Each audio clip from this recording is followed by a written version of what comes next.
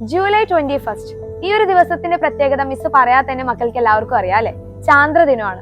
അപ്പൊ എന്തിനാണ് ഈ ഒരു ദിവസം നമ്മൾ എല്ലാവരും സെലിബ്രേറ്റ് ചെയ്യുന്നത്, അല്ലെങ്കിൽ ഈ ഒരു ദിവസം ഓർത്തെടുക്കുന്നത് എന്തിനാണ്? അതൊക്കെ നമുക്ക് നോക്കാം. മനുഷ്യൻ ആദ്യമായി ചന്ദ്രനിൽ കാലുകുത്തിയതിന്റെ ഓർമ്മയ്ക്കായി ജൂലൈ 21 ചാന്ദ്രദിനമായി ആഘോഷിക്കുന്നു.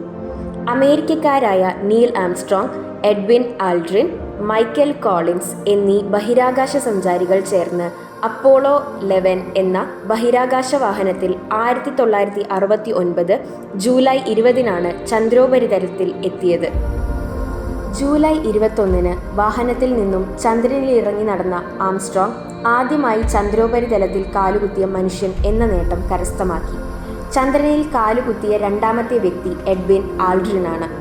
മൈക്കൽ കോളിൻസ് അവരുടെ ഈഗിൾ എന്ന വാഹനം നിയന്ത്രിക്കുകയായിരുന്നു. ഇത് ഒരു മനുഷ്യന്റെ ചെറിയ കാൽവെപ്പ്, മാനവരാശിക്ക് വലിയ കുതിച്ചുചാട്ടവും എന്ന ആംസ്ട്രോങ്ങിനാൽ തന്നെ വിശേഷിപ്പിക്കപ്പെട്ട ഈ സംഭവം മാനവ ചരിത്രത്തിലെ നാഴികക്കല്ലുകളിലൊന്നായി വിശേഷിപ്പിക്കപ്പെടുന്നു.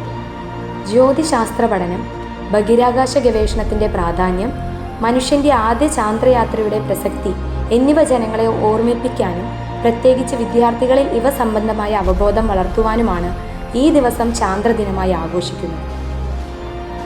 Happy international moon day.